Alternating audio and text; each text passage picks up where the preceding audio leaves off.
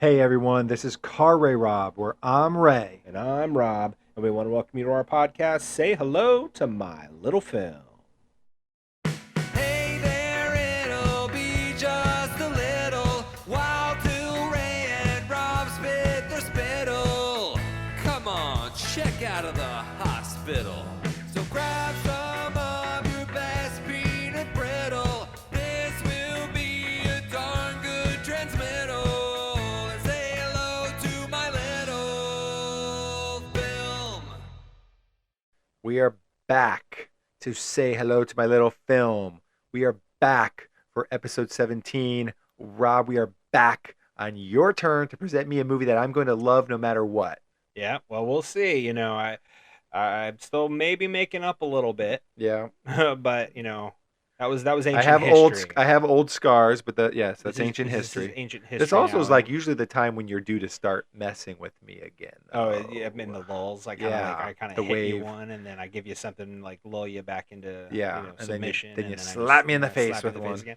Well, you know what? I don't believe I'm doing that this time. Oh, sweet. I'm not doing that this time. I am actually going to present you a movie I think you're going to enjoy. Oh, I like enjoying movies. I really do. Rob, I'm hoping this is true. Please tell me, what do you got? What do you got? What do you got? What do you got? Well, Ray, in our last episode, I knew that you had no idea who Kelly Reichardt was. You were correct. Because you were a Philistine. But in this I episode... don't know what that means. Yeah, I don't know the meaning of the word. That doesn't mean I'm not it, though. No, that doesn't mean it. This just means I'm ignorant. But in this episode, I'm recommending a movie, but I'm not just recommending it for you. Okay. So this is kind of a new thing. I was recently talking to a friend of mine, and I'm your friend. I have multiple friends. It's I mean, I know. This is a new revelation to me. You don't think I have other friends besides you? I mean, I know you say you have people that I can't have other friends with. You see what I have to deal with, everybody. They have to be approved by me. But I was talking to a friend of mine, and we had talked about a movie, and I knew you had also not seen this movie. I was fairly sure. I'll find out here in a second.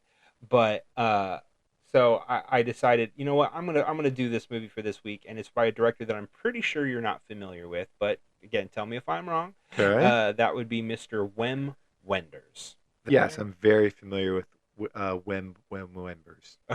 Very familiar. He comes over to dinner at least once a week. Long time at the friends. Schroeder household. I've seen his whole catalog. No, in this situation, I'm going to call you a liar. A liar to your face. In this situation, you would be correct. I have not seen it. I was trying to sound smart, but I haven't seen it. So what's he done that I should have seen? That you should have seen. Well, he is a great German filmmaker. He's been making films for decades. And some that you may have heard of have you heard of Wings of Desire? I don't think so. He won Best Director at Cannes in like '87 or whenever it came out. No. Well, you know what? Is that what I'm watching? No, it is not what you're watching. But you know what? You may be more familiar with it than you think because it was remade in the '90s as City of Angels. Now that I've seen. Nick Cage, Meg Ryan. Goo Goo Dolls. And the Goo Goo Dolls song makes me cry every time I hear it. Yes, I've definitely seen that. Like a baby. It's been a minute, but I've definitely seen that. Yeah, so that was a remake of Wings of Desire. Paris, Texas is another one that he's known for and was close to being this episode. It may have been if I had not had in a different universe. It is this episode. Exactly, and in the multiverse, Paris, Texas would be this episode. But to be fair, the movie that I have chosen is probably my favorite Wim Wenders movie, and that would be The American Friend. I haven't seen it. I would have been shocked if you had. And we would have had to start this whole podcast over. Exactly. We would have had to hit that stop button right away. But Wim Wenders is a really great visual filmmaker, and I think The American Friend is a great example of that. It is a neo-noir that stars Dennis Hopper returning to say hello to my little film. Redemption time for Dennis, because I don't think it's redemption. It's big time redemption. No, he's perfect, Dennis. Wherever you love are him. Up there. He was just too intense and too good at what he was doing when Blue Velvet, which was the first movie for this podcast that he was in. And won't be the last, I'm sure. Oh, that'd be great. But I've seen Speed, so it can't be Speed. Oh no, it's definitely, we will not show Speed, but I will watch Speed again. In fact, I might watch that later. But it also stars Bruno Gantz in a really great performance. And Bruno Gantz plays a terminally ill. I can speak. Terminally ill. I can say that. You're I swear. doing a great job. I'm going to say it one more time. Terminally ill picture framer, and he gets embroiled in kind of an assassin plot put together by Dennis Hopper. He ultimately ends up accepting because he's terminal. He needs money. He needs to take care of his family. Well, I don't think framing pictures pays you very well. Well, not anymore, but maybe in the 70s it was the big bucks. That's true. It was the big bucks industry. That's what you did if you already had like throwaway money. You're Exactly. just like, I'm gonna start framing pictures. Well, it does take place in Hamburg, Germany, so maybe they paid the wages are better for that there. Sure. Than Yeah, they like the more like earthy, use your hands kind of jobs, I think. Fair enough. But yeah, so it's kind of like I said, it's a neo-noir movie. It's kind of not so much a mystery per se, but it's I love noirs. Yeah, so I think in that regard, I think it's quite likely you'll end up liking this movie. Oh, thank God. Another reason why I decided maybe to go this way, maybe instead of Paris, Texas. But it's a really great movie, and like I said, I'm going to kill two birds with one stone here because I got two friends who have not seen this movie. The other friend is not going to be on the podcast, though. We are not teasing a special guest, but I am very excited to see what Ray thinks of this movie, and I think we're going to go do that right now. Yeah, so that's what we're gonna do. If you guys haven't seen The American Friend, then pause the podcast, check out the movie, come back once you've watched it, and hear what me and Rob think. Ray and Rob are currently watching the film. You may be also watching the film.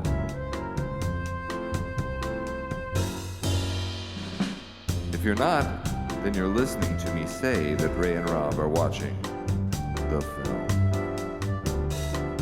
They'll be right back when they're done watching the film.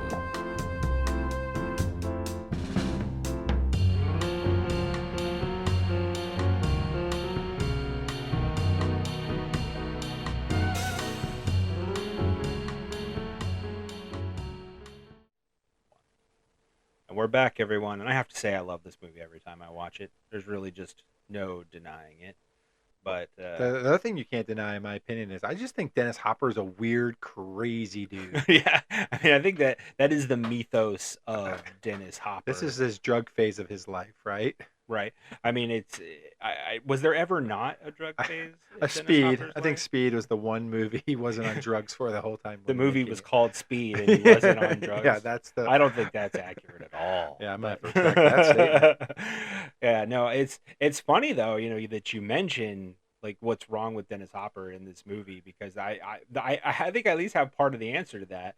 So I watched a interview with Wim Wenders at one point. I think it's actually on the Criterion disc for this movie, about the making of this movie. And it's been a while since I watched the interview, so the details are slightly fuzzy. So forgive me if I mess up parts. You better be 100% accurate, me. otherwise it's fake news. But it's funny. So this movie shot pretty much right after they finally finished Apocalypse Now. Yeah, that shot for like a year. Well, longer if I remember correctly. Yeah, I mean, our Heart of Darkness documentary is obviously heartbreaking about that.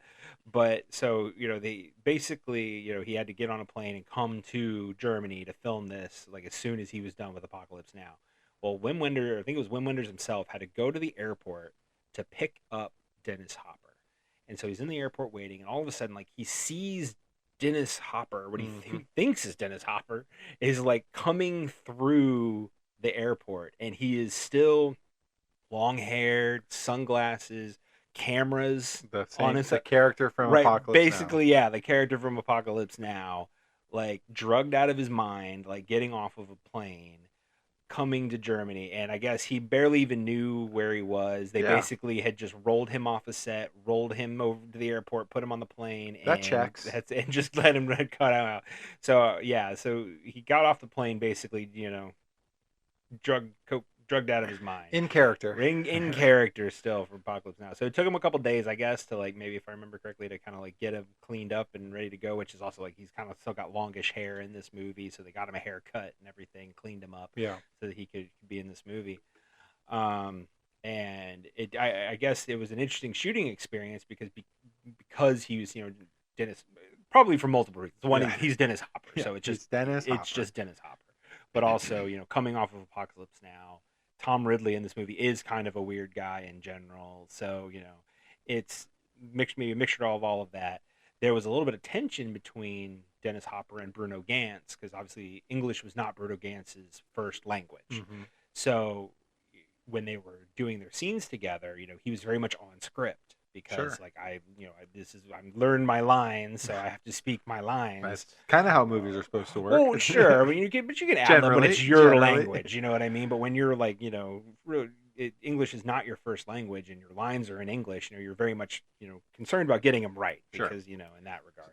Well, I guess Dennis Hopper ad-libbed because he was just kind of just being crazy and kind of going off, and Bruno Gantz was just not having it. Yeah, if you can't ad-lib, if you can't speak the entire language. Yeah, and I guess they ended up getting into like some kind of like physical altercation. Oh wow! On set, and Bruno Gantz basically, I don't know if he may like punched him in the face. Or I don't remember, but if I remember correctly, like he like storms off. He's like, I'm quit. I'm done. I'm not doing this. So he basically like quits the movie, like leaves the set, and somehow I don't know if Dennis Hopper like volunteered to go or just ended up happenstance, but they ended up, or no, maybe, oh, you know what? It's something, maybe like Bruno didn't show up to set the next day, but neither did Dennis or something like that. Anyway, they ended up in a bar together. Like, long story short, they ended up in a bar together. At some point after that, they ended up in a bar together. And I guess they just got hammered. Wasted together. Yeah, and they basically like disappeared for a little bit of time. Best way to make a friendship. Yeah, and then they came back to set, and everything was good. They were friends for the rest of the... That's funny because it's not unsimilar to the process they go through in the movie. No, it's really not. Yeah, I mean, it's interesting. Like, this movie is, a bit of a, like, it's a simple story, and so, sometimes that noirish kind of way where there is the, guy needs money, thinks he's dying, nefarious guy shows up, offers him money to kill somebody or rob something or whatever, and then he has to choose to do it or not do it or whatever. Yeah, like these noir movies can be a little bit light on plot. Yeah, in theory. In theory, yeah, and not necessarily like a detriment, even sometimes, but but the thing about this movie and maybe noir in general really is it's the atmosphere. Yeah. So there are times when you're watching a movie and you have to kind of wonder can atmosphere over carry the plot, right? If need be, which it could be kind of our question for this episode. Yeah, well, let's pretend it is, and we'll kind of think about addressing the atmosphere and as we kind of talk about it. But we've introduced the audience to Dennis Hopper, the man. Right. Let's think about Dennis Hopper, the character. Tom Ripley, who is basically I think he's got a ton of money. He's a con man. He's a con man. He sells forged artwork. Forged artwork. I mean, he lives in a very nice house in multiple cities, apparently. Maybe in New York, definitely here in Hamburg, which is where the bulk of the movie takes place. So it's kind of a worldly movie. It's in Paris, it's in Hamburg, it's in New York. But yeah, he's selling fake artwork. Like, he's got an artist who does it for him. And he makes almost like they're almost like reproductions. Yeah. Even more than like forgeries per se. But like I guess you would call them forgeries because it seems like they are sold as the real deal. Yeah, I guess so. And so, but he's making a ton of money off that. And they kind of do this auction scene, and it's kind of an interesting scene because they like do the entire auction, which just seemed a little, I don't know, a little weird at first. I was like, all right, here we go, we're doing this whole thing like from $1 to $60,000 basically. But and it kind of seems like it's a they're playing a dude, like they're using it's Dennis Hopper and this other dude that are getting the price up to where they want it. Which is I think why they showed you the whole scene that way. It's because it was kind of showing you that Tom Ripley was kind of orchestrating this. Like, it was a plan to get this the bid up on this. And then but Bruno Gantz's character is introduced in the same scene where he's kind of the guy who is bidding this excessive amount of money for this forgery. he's basically telling the dude this is a fake. Yeah. The dude kind of doesn't care. Yeah.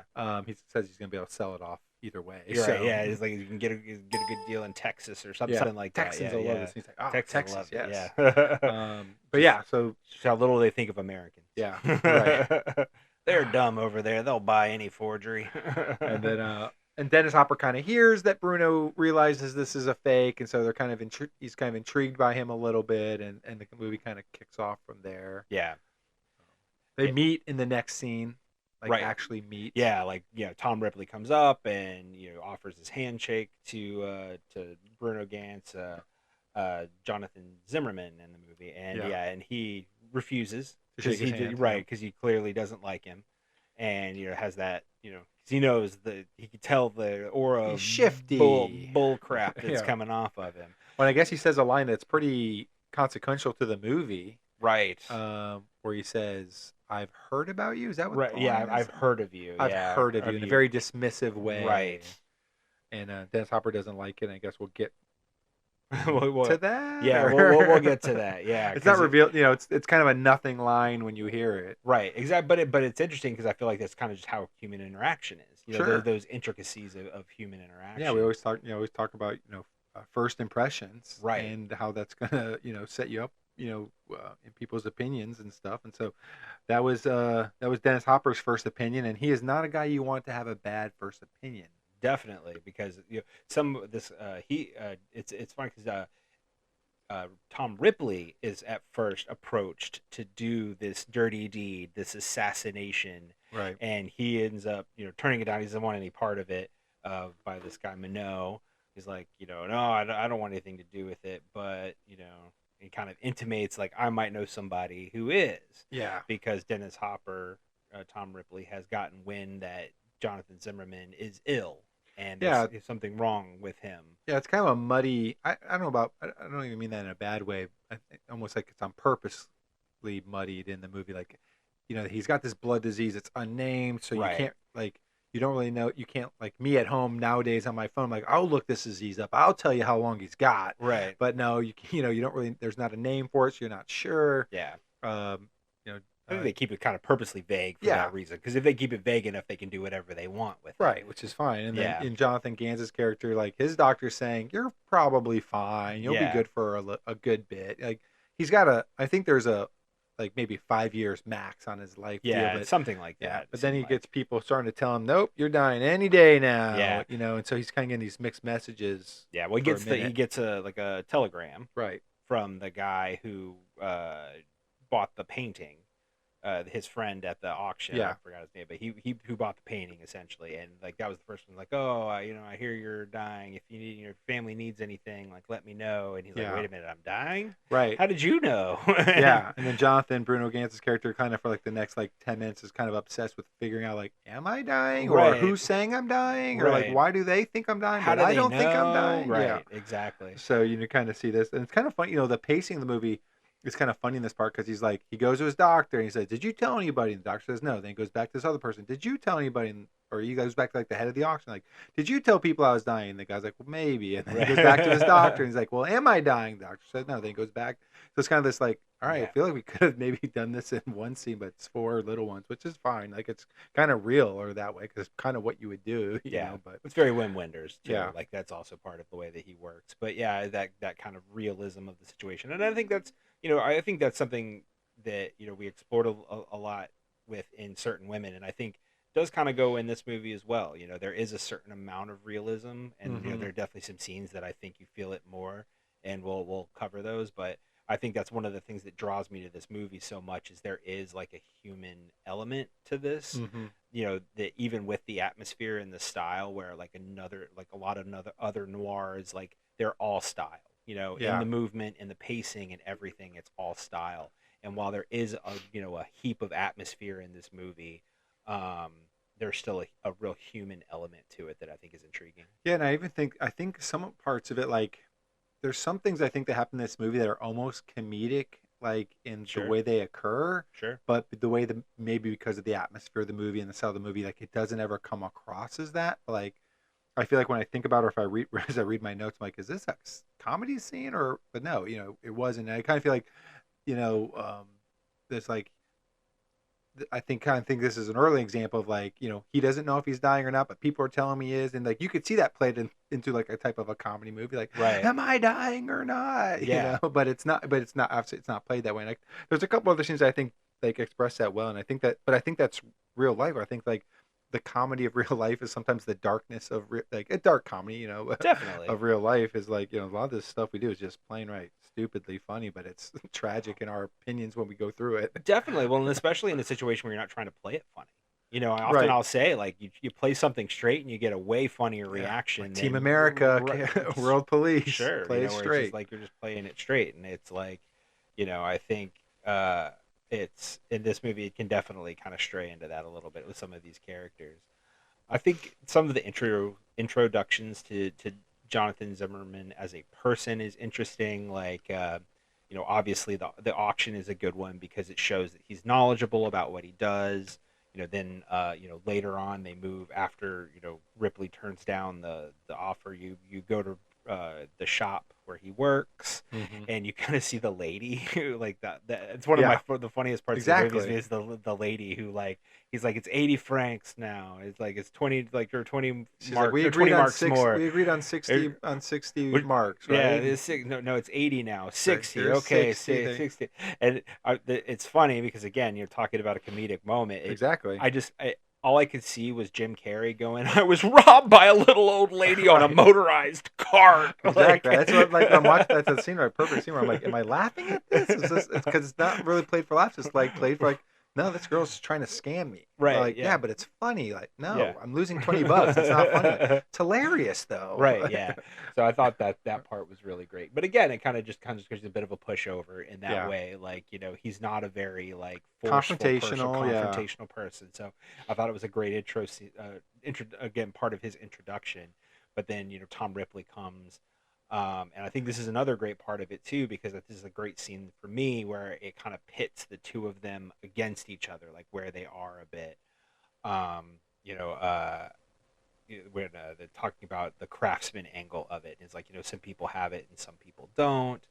And then they like, you know, talking about like, so you can see that respect a little bit, but then you get to the talk, you know, the buying of paintings, you know. So like, I think Jonathan Zimmerman asks Ripley, like, do you buy paintings? And he said, yeah, you know, kind of in a way, sells them in a way, and then he says, the conversation continues on, and eventually Jonathan Zimmerman says, I don't like people who buy paintings as an investment. Right. So I almost kind of like see this as like a purist versus cynic in a way. So like, you know, obviously like Bruno Gantz, Jonathan Zimmerman, like he values art, you know, as a framer. Like obviously you would think that he would value art, and he truly does, and he sees it more than just like a monetary value, whereas, you know, that's literally all. That's what Tom Ripley's doing. He's basically just, you know, mass producing forgeries to try to get money. Like that's really all it boils down to, is what makes him money. So I think that's an interesting setup as well. Yeah, and shows that early contradiction with them, and you know, but I feel like you do start to see this slight mending of this potential friendship, though. You know, even in that scene, you know, sure, because obviously they start off, you know, where he won't even shake his hand. Now he will like do this job for him, you know, frame this picture for him and work and stuff. But you know, you kind of get the feeling that Ripley's there for like a different purpose, maybe. You know, like, so you're, you know, it's just kind of like other side is happening. You're wondering like what Ripley's involvement is, because Jonathan is kind of being targeted by, I wrote his name is Raul, but you said, is it Manuel? I thought, is it Raul Minot? Raul Minot. Okay. I think his Minot's his last name. Okay, good. I was like, whoa, did I hear that wrong? Or yeah, I think I will look it up real fast. Yeah, Raul Minot. Okay, yeah. So Raul though is like this French guy who is kind of offering basically Jonathan this chance to make a lot of money, by murdering one or two people. Right. I'm not involved in the murder scene, but if somebody asks you, or somebody tells you like you're gonna have to murder one, maybe two, it's two. Like it's not one. They're not rounding down. It's gonna be two. So You know, We'll I see how just the first one goes, I guess. Yeah, Maybe yeah. that's what it was. so anyway, so he's like, hey, you know, if you murder one or two people for me, you know, I'll give you a ton of money. And you know, what's the worst can happen? If you don't get caught, you're gonna make a lot of money. If you do get caught, you're gonna die soon anyway. So who cares? Right. And you know, again, Jonathan's not. He's like, am I dying soon? You know, he's still in this weird phase where he's not 100% sure. But again, you know, I think not a plot hole of the movie, but just again could be played for laughs. You know, the guy who's saying, you know, who's offering you this murder spree is like, I'll go to my doctor. He'll tell you if you're sick or not. Right. Like, Yeah. won't your doctor just give me the answer that you want? Like, no, he's totally impartial. He's just being paid by me. Okay. Yeah, no, I completely agree. And I think that kind of goes back to what we were talking about earlier about the plot. Like, I think the plot is very straightforward in that way. Like, Yeah. there's not a lot of that twists and turns in that way. Yeah, You know what I yeah. mean? Where it's like, oh, like, is he not? You know, like, clearly he's sick. Is he really as sick as he says he is? Well, his doctor says no. But then, like, you know, he goes and gets his second opinion, which obviously, like you said, he gets the bad answer, like, I'm sorry, you're dying. Right. And it's like, you're dying right now. And I'm surprised you're not dead already. right. And it's so, you know, I think as a viewer you can be like, yeah, I mean, obviously they're trying to pull one over on you. They Yeah. want you to do the job, but you know, obviously they play it for him is that he thinks it's true. Right. You know, but again, I going mean, back either to way, he's probably got like a max of 5 years anyway. right. So, does it matter? Maybe not. You Yeah. know, but it's like, that's a lot of picture framing in 5 years to make this amount of money. You know? Sure. Well, then you go back to the old lady. You know what I mean? Right. Where it's like he is a bit of a pushover in that way, where he can kind of, you know, maybe he can be taken for a ride on Sure. certain things. Not Sure. that, you know, he's a dumb guy, but, you know, he, Yeah. just, you know, he's just that kind of guy. And then eventually he just basically commits to going to murder this dude. And I actually really, maybe this is my favorite scene of the movie. You know, maybe the next murder is, but like, you know, this train scene where he's like stalking the guy. So good, right? And he's not good at, like, No. he's trying to figure out how to murder Yes. this guy. And again, you could play this for laughs. Like, this could be a Yeah. hilarious scene in a Yeah. different movie. Because Yeah. he's, you know, there's opportunities where you probably could, like, shoot him now, or no, he doesn't, or stop staring at him. He's going to see you. Like, yeah. I've seen movies where this happens. You're staring at the guy way too much. And, Uh-huh. you know, and you know, so he's following him train to train. And then he, like, bumps into a dumpster and, like, bangs his head. Bangs his head. I was like, you know how hard you'd have to bump in the dumpster was hip height. How Right. hard you'd have to bump into that dumpster to make your head go all the way down to your junk. You'd have to really run into that thing. But either way, but now he's noticeable. He's got a noticeable scar. He's Yep. bleeding. So again, like, you're standing out, like, not good when you're trying to sneak up on somebody and murder them or follow them. Yeah.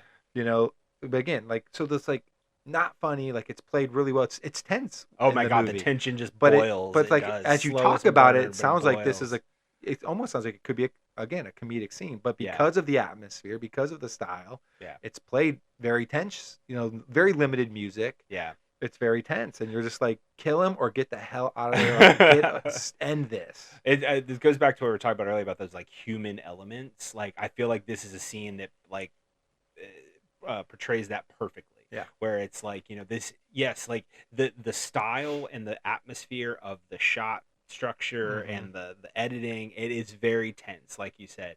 But there is that human element to it, Yeah. where it's like, this guy's just not he's not not good at good. this. Yeah. Like, this is I'm like, not this would supposed be to me do. if I tried to kill somebody. I Right. think I'd be like messing it up. I'd be, Yeah. it's not going to work out. I'm going to have to try it multiple times. Well, and you have to ask yourself, is he doing it because he's unsure if he's even gonna do it? Oh yeah, I You don't think he's. I don't know. I don't even know if there is a moment when he's, except maybe going up the escalator the second before he does, like, oh, I'm going to do it right now. Yeah. I don't know if he ever, you know, because I don't know.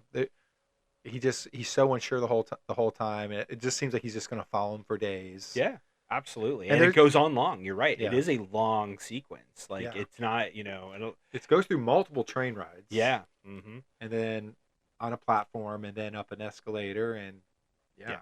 And it's funny because, like, obviously once he finally pulls the trigger, you know, as he does, you know, he completely forgets what Number Minot one told rule. him, like, don't run, you know, Don't run away. And like, he's running through the train station, getting caught by like every camera that's there. At one and point, he even looks at into the camera. It's like, no. You're just like, man, come on, Jonathan, you got to be better than this.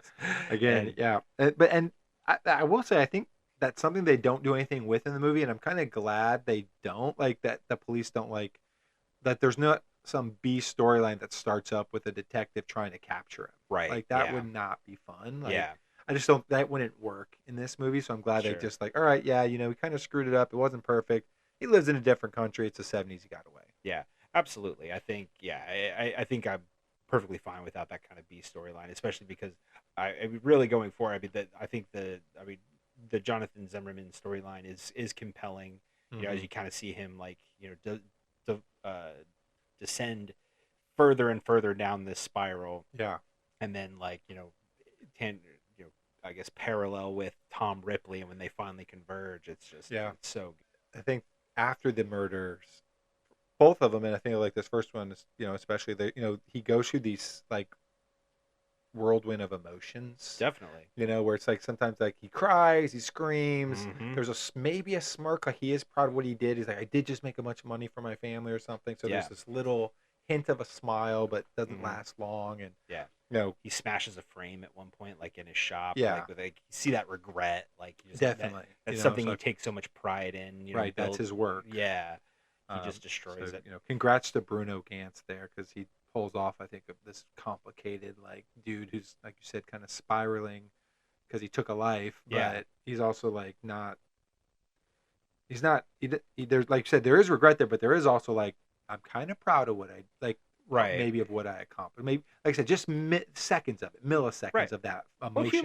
yeah. I mean, Yeah. it's very human because, Yeah. again, like, I didn't get caught. I made money for my family. There's some Right. good things. I could still get caught. You know Right. what I mean? Sure. Like, there's all of that, and it's all kind of wrapped up into. Yeah, to I a looked right at the package. camera. I still Right. could get caught. I looked at the camera, Ray. Yeah. Don't look directly at the camera. I look directly at the camera. looked at the camera, Ray. Yeah. But, and then, as you said, you know, when they say one or two, They mean to. they mean to. So, yeah, Minot is back, and he has a second hit request, and Jonathan's like, no. Definitely not going to do that. There's He's like, no well, I got way. another doctor. I got a specialist this time. You should go Specialist, see him. you say. Right? And get on a train and go see my specialist. And while you're on there, kill a guy.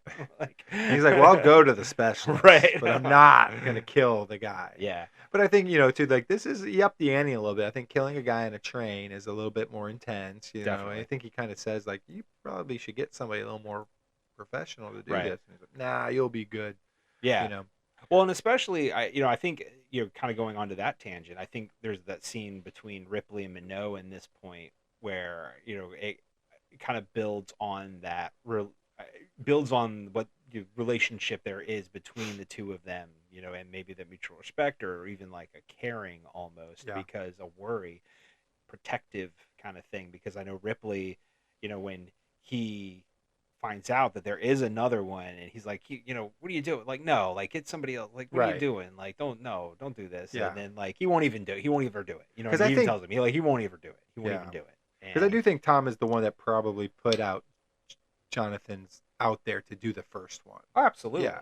So and you know, I think he kind of like, you know, like we said, kind of started this friendship up a little bit with him on making this frame. So he's almost like, oh boy, I mean, I was okay with him killing one person, but I don't really want, like, I'm not trying to screw this guy over this bad. You know what I Right. mean, I don't want him to have to do 2 and 3 and 4 murders and stuff. Like, Yeah. So I think, you know, Dennis Hopper's character, as weird and you know, murdery and you know, slimy as he is, Mhm. he's kind of have these regrets himself about what did he get Jonathan into. Yeah.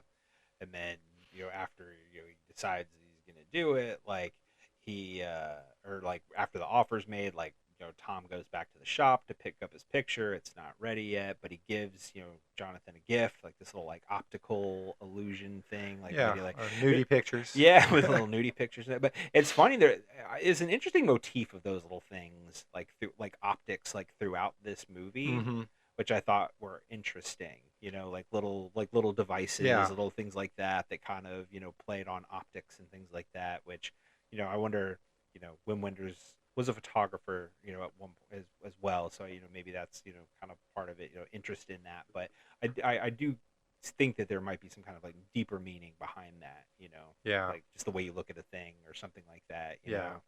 I don't know, something like that. Sure there is, but don't ask me what it is. I won't. Yeah. So, but anyway, so when Jonathan goes on this, eventually gets to the second murder, maybe one of my second favorite scenes of the movie now, because it's a pretty darn good one too. Yeah. They're on this train and they're going after this mafia. Are they porn? Are they in porn too? Like, were they making? Yeah, a porn they were definitely scene? making porn, like a porn movie. But that at could some be point, mafia but- stuff, Yeah. involved in those types of industries and stuff. But he's Sure. got to kill one of the guys on the train. But they're there as a group, Yeah. and just to kind of show you that Jonathan is not great at this. He's fiddling with his gun in the bathroom. He doesn't lock the door, and then the guy he's supposed to murder opens the door and sees him with a gun. With a gun. It's like, okay, I got to Oopsie. do this now. And yep, they have to get out there and do it. And, Start fighting. Right. And he's like almost, jumped by this guy. And then who comes to save him? Tom Ripley. Ripley. He got on Dennis the Hopper. train. Dennis Hopper loves out of him. nowhere. Dennis Hopper out of nowhere, exactly. And Ripley loves Jonathan. That's all I'm gonna say. Ripley loves Jonathan. He got on that I train. to will help say him. there is some weird tension in their relationship after this, but again, I've seen I kind of think is almost comedic because it's like they're murdering people, Right. they throw them into the bathroom, and the guy with the ticket's like, tickets? Right. Like, oh, I got your ticket, and he's like, I don't have my ticket. Like, get it from the dead guy, and he shoves it under the door. He And left Jonathan, it in the blue coat. and Jonathan even laughs, like smirks when he puts the ticket under the door, and the Right. guy stamps it and like slides it back to him Yeah. under there. He's like, he just chuckles. He's like, this is absurd. Yeah. This is just absurd. Well, I do think that there is an enjoyment in it, which I do think builds to something we'll talk about Yeah. later, like on Jonathan's side. It starts to be thrilling. Yeah, for sure. But it is funny because, and I'm sure Wenders, looked at something, there's a vast history of, movies, especially like noirish type movies with murders on trains and things like sure. that, Strangers on a Train, like movies Yeah. like that, and, I feel like him, Channeling. channeling that kind of style as he's filming this scene. But I agree, like there is a bit of like a comedic element to it, where they finally have to not throw played the guys funny out, right, necessarily, yeah. right, but where it's almost like, they have to they throw the guys out of the train eventually. And then he almost falls out of the he train. almost falls out of the train. A little and, like, slapsticky, but not Yeah. doesn't come off that way. But exactly. but yeah, but again, I think what I think is interesting about this scene too is like it all really happens in this like 4-foot by 4-foot space. Like you have this whole train, Mhm. but like all this action of murdering like 2 people and Mhm. throwing them out of the train and dodging other passerbys and the ticket man Yeah. really all happened in this little 4x4 little area right next to the bathroom and basically the way out off the train. Definitely. I don't know. I think I enjoyed that. It made it feel so compact and so vulnerable a space because, like, again, people are just walking by. Definitely. It was a pretty strong scene. I thought it was done really well. Yeah. And, like, I have to mention, you probably don't realize this. I don't. I already know I but don't. You already know you don't. So, but the old gangster, the old American gangster, is Samuel Fuller, the famed director Samuel Fuller, who he made White Dog, The Naked Kiss, Shot Corridor. I Shot Jesse James. He's a really influential kind of director. And it's funny, we've obviously recently in an episode watched Targets. Yes, we did. And I had mentioned that Bogdanovich actually got some advice and I think some help on the script actually from Samuel Fuller, Oh, really? who is this guy. Yeah. In fact, there's actually multiple directors in this movie. Nicholas Ray plays the forger, the painting forger. Uh-huh. Is director Nicholas Ray. Raoul Minot is actually a French film director named Gerard Blaine. Dennis Hopper's a director. Dennis Hopper is a director. That's absolutely true. Yes. And Is Bruno a director? I mean, that would be I don't that think would so. fill I out don't know the if he's. quintet. I mean, maybe he did. Maybe he directed something, but not that I know of. Not that I know of. But it's just it was interesting. There's a lot of guys that I guess he was I'm sure acquainted with, friends with, yeah. but also admired. So I thought that was interesting. That he kind of brought in a bunch of these directors to kind of be in this movie. Hey, that's how you know you're doing a good job when a lot of your peers are willing to work with you. Right. So. Not just the actor peers. Right. When No, you get yeah, the no, directors in there as well. Yeah, no, definitely. The real, the directors is who I meant. Yeah. And luckily a lot of them, I guess, could act well enough. But Yeah. But yeah, like I said, really strong scene. And then I kind of was just saying a second ago, I feel like post this scene, like Bruno's and Dennis Hopper's characters are really like they're friends now. Right, they're I intertwined. think when you murder somebody, Together. you form a bond. Yeah, that's definitely. unbreakable. Bonnie and Clyde. Yeah, True So, romance. yeah, and American friend. Yeah. even Americans and Germans working together. Right. So they're pretty chummy after this, and The boiling point with his wife is really where it like ramps up after this, because Yeah. it's where she basically like, I don't believe you. Like, it's like, I yeah, went to see she this, I doesn't don't believe him believe from you. the jump. So Yeah, even she really before doesn't. this Yeah. second murder, after the Yeah. first murder, she's like, "You liar! You're doing something." Because Yeah. there was actually, it was a pretty decent scene where, like, after the first murder, he goes to like an amusement park with his family, Yeah. and it's kids having a blast. It's a good time, but she's like, "You didn't just go to the doctor, and now there's this little bit of money where we're going to this amusement park. Something's up, Right. and you're not telling me." He's like, "Nothing's up. Just trying to figure out this blood disease and Mhm. blah blah blah and stuff." So, but she's always been suspicious. Yeah. And it's like you said, eventually we're just kind of waiting for the boiling point for that to happen. Yeah. But once they get back to, kind of talking about the relationship between Ripley and Zimmerman, there is a great scene where they're reading the newspaper talking about the guys that were thrown out. Yeah. And they were like joking about the math problem about like, if your train's going 80 miles an hour, you drop one out, Yeah. or like 4 minutes apart. How was the difference, the distance? Yeah. 80 miles or whatever it was. Yeah. So, I know that's not right, but Yeah. but you also find out the line, Right. or that Where where Bruno asks basically, right, like, why did and it's like, I'd like to be your friend, or like, it's like, I've heard of you, I've heard of you line. Yeah, and how you said it with such discontent or whatever. Disdain or whatever, and he's like, that was it. He's like, isn't that enough? I love when he said that. It's like, matter of fact, like, isn't Right. that enough? Like, isn't Right. that enough reason to hate somebody or Yeah. try to ruin their life, or isn't that enough? No, I mean, no. I think the answer to that question is no. That's not enough. Like, Yeah. one, not shaking your hand isn't enough reason to ruin my life. Right. But he tells him he would like to be his friend. Yeah. So, like, I think at that point, like, you kind of see that relationship, like you said, kind of intertwined relationship as formed. Yeah. And then, I think this movie does a lot of stuff where it's like, there's not a lot of wasted exposition. in this Definitely not. movie. Definitely Like, not. they basically flat out just don't even tell you some stuff. Or, like, just, yeah, I mean, they kind of just don't tell you, like, a lot of stuff. Like, Mhm. you're gonna see what happens on screen. You're gonna make your decisions basically solely off of what you see on screen, Right. and that's it. And like, so kind of the parts, one of the things that happens next is like Raul shows back up, the boss on who's been hiring Jonathan and paying Jonathan, and just like, yeah, they try to blow up my house, and Right. who told them, or how'd they get back to me, and you're just like, what, they tried to do what, like, Right. because I just thought he was going to kill, like, I thought he's Tie kind up of loose walking in with a ends, gun. He's yeah. going to tie up the loose ends, take out Bruno's character. I'm like, oh no, Yeah. there's a lot of screen time left in this movie. I had to pause it and check. I'm like, wait, the movie's not ending yet. Yeah. But yeah, it's, in fact, you find out it's like he's more worried about, like, why are they coming after me, kind of Right. deal. Because he didn't know Tom was on the train, and Right. like, Tom had requested Zimmerman not say anything to him about it. But in this scene, he See. obviously, like, Yeah, well, this- he's also hit rock bottom too, because his family left him. Yeah. Like, by this point, like, his family's left him, so he's really like a parent defeat at this point. Like, he is, his family's left him. He's lost every reason why he was even doing this in the first place. Right. And so he's finally just like, he doesn't care. So he just tells him, like, yeah, Tom was on the train too. Whatever. What Yeah. difference does it make? And then that's when, Minogue's like, son of a, Tom wasn't supposed to get involved. Yeah, exactly. Son of a bitch, and like runs out because he's pretty sure at that point that Ripley's the one that sold him out Yeah, or at least tied it back to him somehow. Yeah.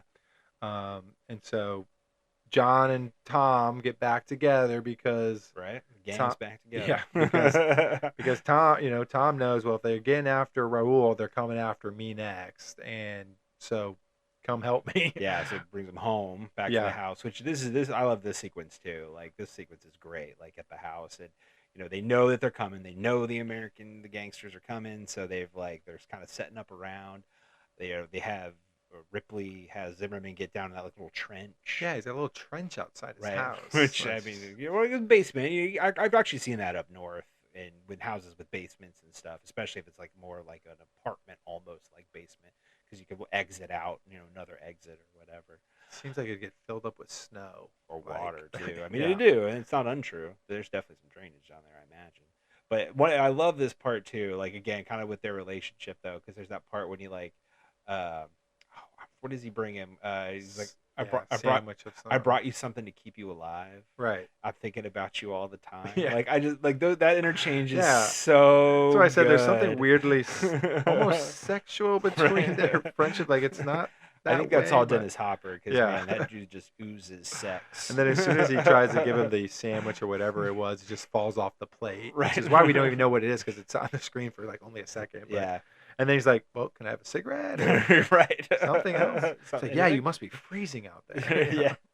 But then then they show up, and the guy like he luckily he's in this trench, so this guy's like trying to crawl like Over the trench. over the trench. Doesn't over see against his Jonathan rifle. underneath him. And this is gruesome in my like Yeah. when this happened. This Again, is, I think it's slapsticky too Right, yeah. because Jonathan just grabs him by the ankle. pulls him down. And I don't think he tried to kill him though, No, I because the don't dude think falls so. backwards and cracks his head in the cement. I almost feel like a fourth wall break. I feel like Jonathan looks at the camera for a second, like, "Oh Jesus!" Right. I just kill somebody else. Another guy's like 3 guys I've killed. Now 4. I can't even keep count anymore. Yeah, that reminded me of like that scene in Pineapple Express where he's like, "I think I killed a guy." Like, you think you killed 3 guys? Oh, oh yeah, or something like that. Yeah, it's been a while since I've watched that movie, but I exactly that. I guess I'm a murderer now. Right. Yeah. And then they realize the ambulance is across the street, and Yeah. that's where Samuel Fuller is, like in that ambulance with some of his other guys or whatever. Yeah, and I think Samuel Fuller's character just sees them coming right away because as Yeah. Bruno's trying to cross the street, he Right. like almost gets hit by a car. The car honks at him. Like there's just no, again, like kind of slapstick, It is, but not like, played but that it's way so at great. all. It's Not so played that way. It great. doesn't feel that way. It only sounds slapsticky when you try to explain it, but Yeah. it doesn't feel that when you're watching it. But Yeah. So then he gets murdered. Samuel Fuller's character gets murdered. Right. Yeah. He's trying to get him. Dennis Hopper's hiding in the bushes. Minot's like beaten up in there, and he Yeah. ends up like running away or whatever. Yeah, and so gets they've out. now captured Minot. Again, Right. this is not nothing that we see. We're just Right. like, You oh, just figure it out. you Yeah. just figure it Minot's out. clearly told him where Ripley is, so that's why they're there. yeah, And, but yeah, and that kind of stuff kind of happens quick, and then it's like they basically have to clean up their mess at that point, and they realize they have to dump the cars and everything, and but you can Jonathan's tell- wife shows up though. right at this point She tracks him down.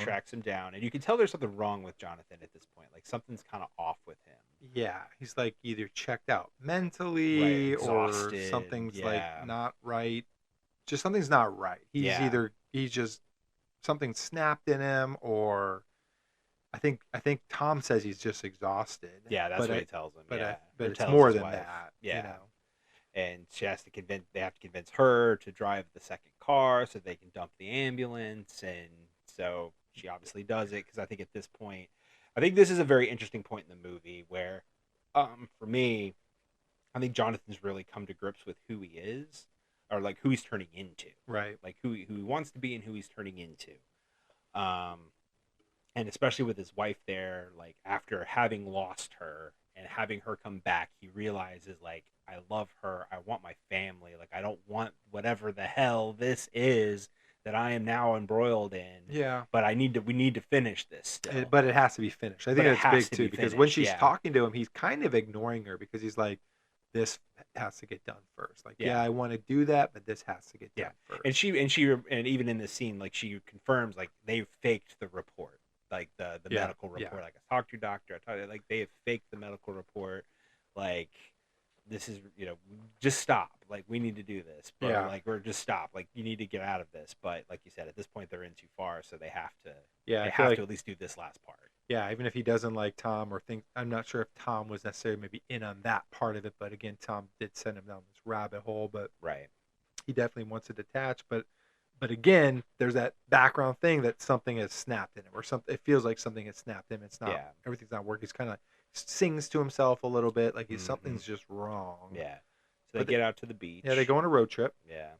and Dennis Hopper basically does. They get there, and he does what basically like kind of like in this movie, like everything that's supposed to happen does happen. Like, Right. They don't really have a ton of difficulty accomplishing what they want. Right. So they get to the beach. Like there's nobody chasing after them. They've Yep. killed everybody that they need to kill. Like there is really nobody left that we know of to Right. come after them. Mm-hmm.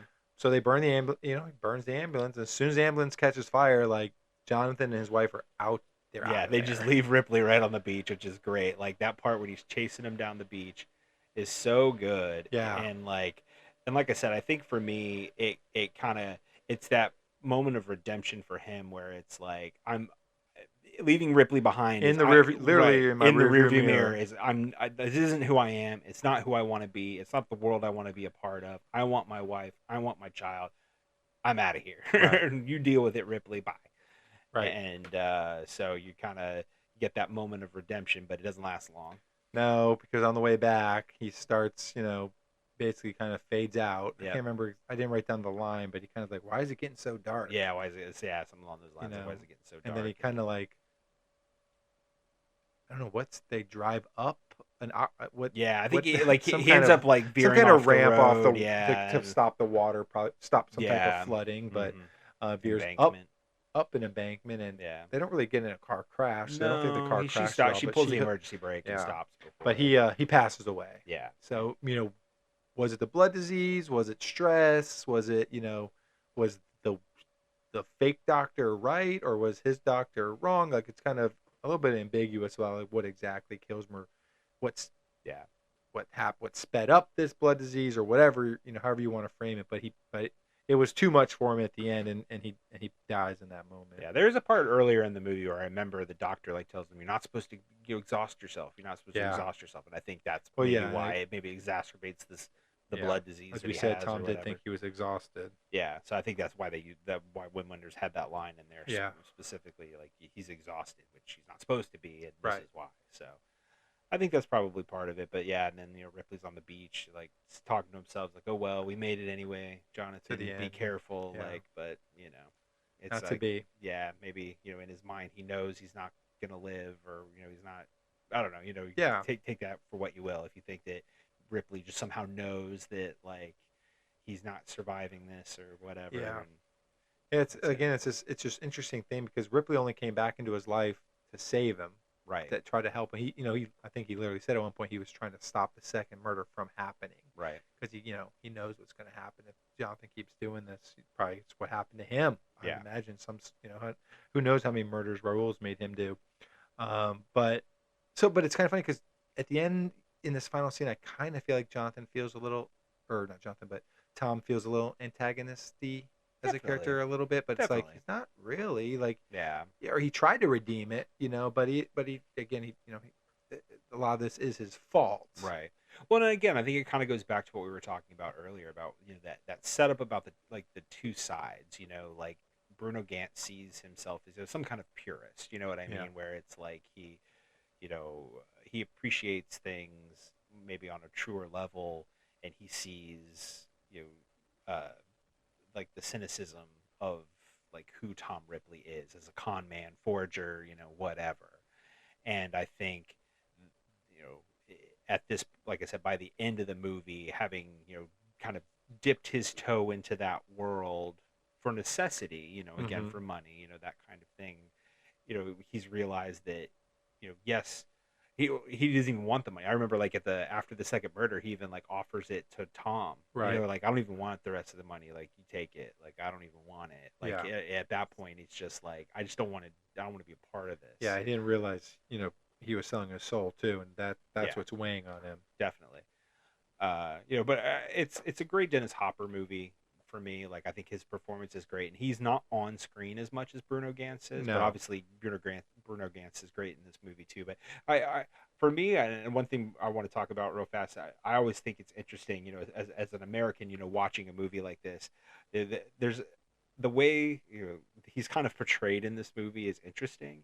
I think about the line like early on in the movie. It's actually Nicholas Ray who says this, where it's like, "Do you wear that hat in Hamburg?" Right. And he's like, "What's wrong with a cowboy in Hamburg?" Exactly. Like Yeah. that kind of thing. And then like even that first scene when Minot is in his house, and like he's got the pool table with the Canada Dry thing, and like there's cornflake. There's all these kind of like weird like American kind of iconography things, just Yeah. kind of like around his house. And I'm just like, it's so funny. Even the jukebox kind of feels a little bit like a Country nod western, to like yeah. right, like to an American idea or something. It's super interesting. This to is me. the American friend, the one who's going to get you in trouble and Right. like get you killed. Maybe. All right. This isn't a warning. This is a warning. Do not hang out with the American people that are. This is where around Germany was at in Hamburg. the 70s, I guess. Right. I don't know if we're speaking to that or not. I mean, there was a lot of interesting things happening in Oh, Germany in sure. the 70s. Like, come on. I think there's, I know there's a lot of great art, Mhm. obviously, that was coming out of Germany in the 70s. Obviously, a lot of great films that were coming out of Germany in the 70s. At this point was when Bowie was recording his, Berlin trilogy in Berlin. Like, I mean, there's a Sure. lot of great things happening in Berlin at this point. And obviously the atmosphere in this movie is great, and even though, as we said, like, there's a lot of that straightforward plot, not a lot of like necessarily twists and turns, but the atmosphere. There's actually a great quote in the going back to Mr. Roger Ebert, as he pops course. up every now and then. The godfather of Right, movie of critics. criticism. Yeah, he has a great line that I read about this, where it's like, Wim Wenders challenges us to admit that we watch and read thrillers as much for atmosphere as for plot, and then he gives us so much atmosphere we're almost swimming in it. Like, Touché. so, like, I feel like that is a really apt, a description of what the American Friend is, but I don't think that detracts from the plot per se. Yeah, I wouldn't say, like, I feel like we'd be shorting this movie if we say, like, the plot sucks. It's Agreed. only I don't think it's plot atmosphere. sucks at all, but it did seem like a theme when I was reading some of like the criticisms Definitely. on it at the time. I mean, I think you can complement the atmosphere without insulting the plot. I think Right. that's probably where I would fall with this. right. But, I think in regards to answering the question, I think the answer could be a yes, though. I think this movie maybe shows that maybe, if you do a good enough job with your atmosphere, I think your intention and stuff, that, you can make something that's really successful. Again, I think maybe some of those scenes we talked about earlier in lesser hands, they come off as cheesy. Right. Or they come off as like B-movie noir type stuff. But because the vision is so tight that it's executed perfectly, and it comes across as tense and not silly. Yeah. So yeah, maybe I would give that answer a yes. Then I'm gonna say atmosphere Oh, could. okay. I'm not saying it had to in this movie though. Right. But I'm Fair gonna say enough. in a lesser movie maybe it could. Fair enough. Okay. Well, now that we're here, I'm feeling pretty good. I need to redeem myself. This is literally, I'm just thinking, this is 3 strikes and I'm out here. If either I this have, could be, I have the next co-host of the podcast lined up. Ready Okay, to I was go. wondering, because if this is it, this could be it for this. So Uh-oh. there's a lot riding on this right now. So I'm gonna put it out there, and you take it and you throw it right back. Ray, did you like this movie, and would you recommend it? Yes, I did. You're lucky. You're lucky. Boom. You man. passed. You know what you got? F plus. No, the movie does not get an F plus. No, yeah, I did. I will recommend this movie. I did like this movie.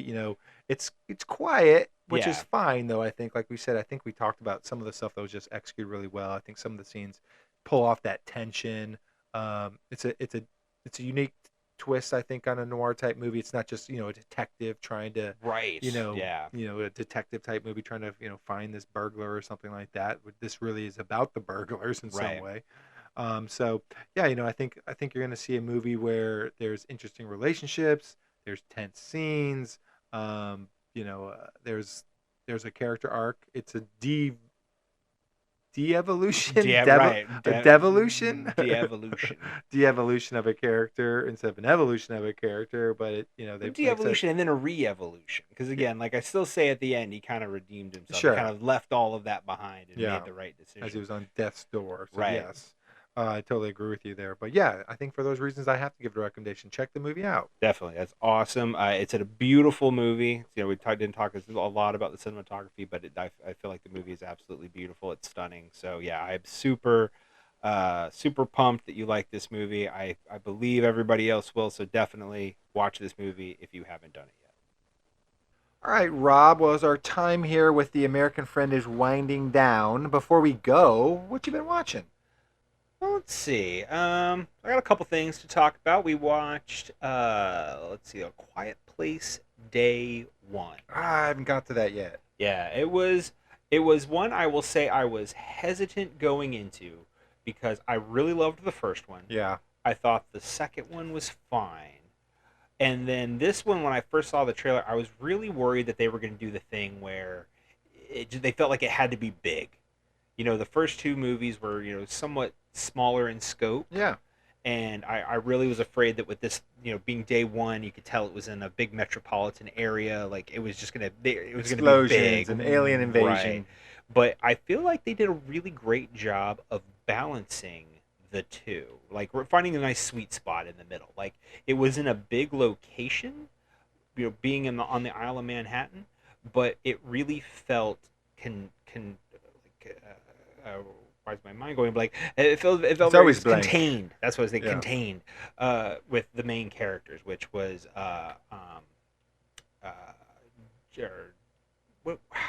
Eddie from Stranger Things. Yes, and the new Johnny Storm in the Fantastic Right. Four from Marvel. Why is my mind going blank? I am going to look it up. I'm going to look it up right now, and it is Joseph Quinn. There it is, Joseph Quinn, and Lupita Nyong'o, who is always fantastic in everything she is in. She sure is. So yeah, I thought they did a really great job of the human element. So I do highly recommend it. It's definitely one that exceeded my expectations. I was worried like the concepts, like they're milking the concept too much. And I can see that, and I think I think okay, I'll put it this way. What really made this movie work was that it was a Quiet Place movie, but it wasn't necessarily just about the alien encounter. Oh, okay. It was about something more than that, a more human element. And I don't want to give away too much, but I still want to see it. Yeah, I'm not going to give away too much, but I think there's a human element to the story that is what the movie's really about. It's just the alien invasion is kind of happening in the background and drives the narrative in certain ways here and there. Cool. The other thing that I watched, and maybe another bit of a surprise, was I watched Fall Guy. Okay. With Ryan Gosling. With Ryan Gosling and Emily Blunt, who Emily Blunt is always fantastic. A Quiet Place. From a Quiet Place tie-in. But the other element of that is Ryan Gosling, and as you know, I am not the biggest Ryan Gosling fan. He does some stuff you like, but you're not sold on him yet. Right. So, but he has hit for me a few times. I did enjoy Barbie. He was fine as Ken. But Blade Runner 2049 is a favorite of mine. Yeah. And so, I really appreciated The Fall Guy because David Lecht, you could tell it was a love song to stuntmen, since he was a stuntman himself, and that really comes through, and it's a lot of fun. I think the stunts feel they feel not overblown, but you can feel, like I said, the appreciation of the craft that kind of went into them. So I like that. And the supporting cast is great. Aaron Taylor Johnson is in it a little bit. Stephanie Hsu from Everything Everywhere All at Once. Thank you. And then a dude who I think is criminally underrated and I want to see more of is Mr. Winston Duke. From Black Panther. Yes. I think he is fantastic in Us as well. Right. So good, and I'm always happy to see him somewhere. So this is another one I highly recommend checking out. It was just a lot of fun. I'm probably going to check both of these out. Yeah, you definitely should. I think they're both worth your time. But what about you, man? What have you been watching? Oh, well, you know me. I always got to try and find some docs when I can. I'm watching some that aren't over, so I'm going to save some combo. But I did watch Wyatt Earp and the Cowboy War. Okay, so which you watched Tombstone. I thought I was, because I was like, you know what? I know I've seen Tombstone probably over 100 times. I know how Wyatt Earp's story goes. But it's different. It actually is really different. There's a lot of like lawsuits and stuff involved in the real case, and like him being sued, and a lot of newspaper manipulation to turn like the towns against him. A lot of vigilante stuff by Wyatt Earp. Way different than the way Tombstone. So Wyatt Earp ended up being a little bit of a dirtbag. Huh? Kind of like all the cool scenes when he's hunting down the cowboys in Tombstone, which you're like, get him. It was all like, this was illegal vigilanteism that he had to go to court for, basically, and stuff like, that's a different spin on it. Right, you get bogged down into the nuts and bolts. Yeah, it's a little. It was funny. Some of the guys that are like the iconic bad guys in like Tombstone like aren't even really in this portrayal. Oh, interesting. So it's if you really love Tombstone, but you're like, what's the real story? It's a fun little watch. Okay. And then one I had to talk to you about was I finished on Apple TV Plus Time Bandits. Oh boy. Okay. Which you Hit like me- have heard hit- a lot of bad things I did. about. I heard a lot about. You know how much I love the original. I'm a And I've Gilliam never watched the fanatic. movie. I love Gilliam so much. So I was so hesitant, even with my love of Taika.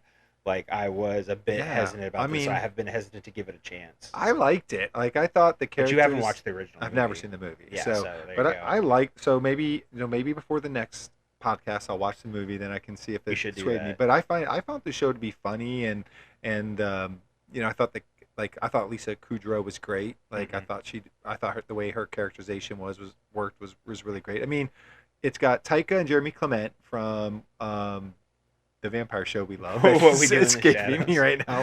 What We Do in the Shadows. It's Listen got, to that episode if it's- you haven't. Yeah, it's got the Monty Python crew combining efforts. Like, how could that not be good? Yeah. You know. No, I get it. So Was Gilliam involved in the he's show a at writer. all? Palin's a writer. Was he? Okay. Palin's a writer. So I actually wasn't aware of that. You know, that might get me to do it. That might get me Yeah. to give it a plunge. If Gilliam's in there, if he's involved. I think it would be a fun little watch for you and your son. I think you guys would be like, it's fun enough. Like it is. Well, he's got to watch the movie first. That's gonna happen. I don't know. Let me watch the movie, then I'll determine what should come Oh first. God, here we go. So they definitely left it off where for a season 2. I'm hoping they can maybe get to one. Because I think it'll only be better with the second season. But we'll see. Sure.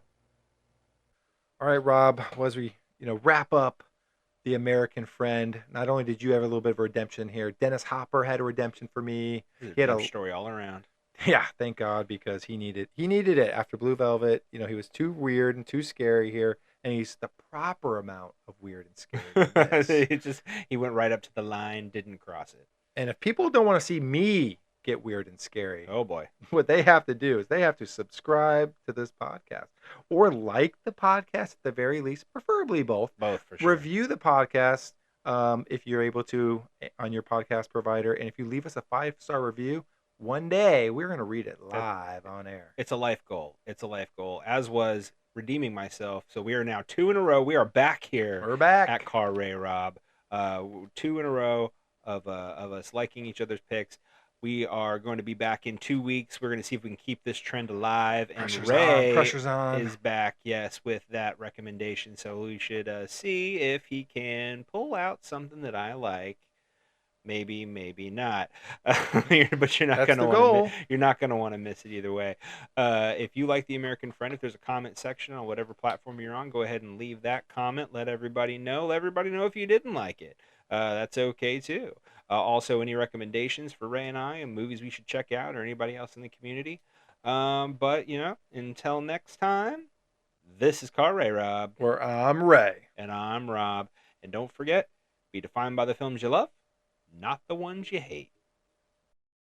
Hey there, it'll be just a little while till Ray and Rob spit their spittle. Come on, check out of the hospital.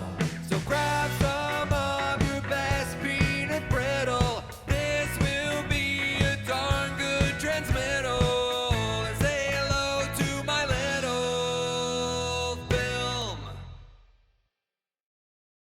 All right, guys, thanks for sticking around. Want to give you a preview for our next episode. I am presenting Rob the 1981 movie Gallipoli, directed by Peter Weir, starring Mark Lee and Mel Gibson.